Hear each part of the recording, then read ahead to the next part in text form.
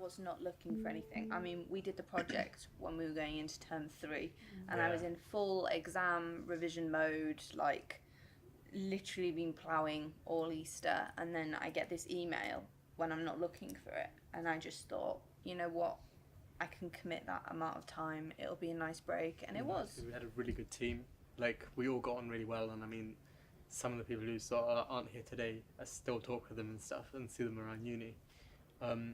It was really nice working with everyone. I think that was like a big thing why we were so enthusiastic. But also, we just had fun. Like, I remember the first couple of seminars that we did. They're basically seminars to some extent, where it was everyone walked in, we sat around like a board table, and then had a fat discussion, which didn't necessarily align with what necessarily we were breaking down, but we talked about the uni and the teaching process, and tutors listened to us and were actually like, oh, that's quite interesting, just to give sort of an informal opinion about certain things. So instantly, like Brendan and we all felt comfortable, and everything was nice, and we knew that we could be open and honest, and then that sort of spread into the ideas developing. So once we had those first two like kind of fun meetings, it was then something to look forward to, rather than like, oh my god, we've got this daunting project to do. So the reason why it became something that was so personal is because at each point you're being asked to kind of evaluate your university experience, because research is so much of what you do, and then all of a sudden you find that you're not alone, and you find that there are common problems and also different solutions, and you can adapt each solution to fit you. And the more we kind of explored that together, the more it felt like we were actually doing something meaningful, and quite a lot of personal stories came out of those discussions, and like you said, they were really, really big. However, it was really productive to do that.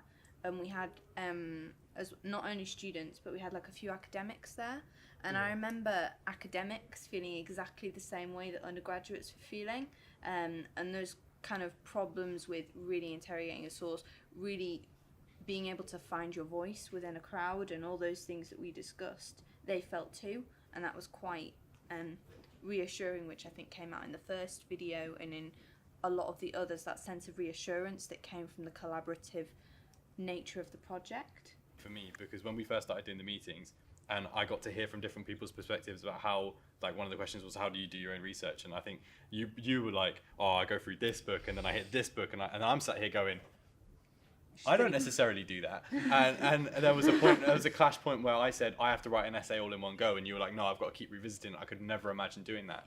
It allowed me to see how actually other people work differently to me, and how maybe I can take something from them or apply that to my own. And because I did it at the end of first year, now in second year I've got better habits than I did in the first year. Which I think a couple of weeks after we finished filming, I had to go into the library and try and secure some resources, and actually I went in, found Kate, and we actually had a discussion about things, you know, two people, not a librarian to a student, but like as two people, just conversation about general things, and then she went on to help me with what I needed.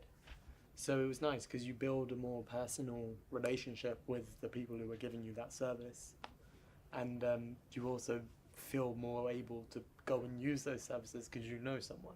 It got me closer towards people that I wouldn't necessarily have spoken to, like Kate or other tutors that helped with the project, because, or even then anyone who watches it, because then they know, oh, this person's been in this and he's directly helped the English department. It kind of leaves a mark, which was one of the motivations as to why I stepped up to do it. So you changed your perspective on just uni in general, or like? Yeah, to some extent, but also it changed the tutors' perspectives on me. I wasn't just the guy who was coming to listen to them to finish up and get a degree and leave. I wanted to like get involved a little bit as well. I didn't necessarily want to sit down and just have them do a service to me.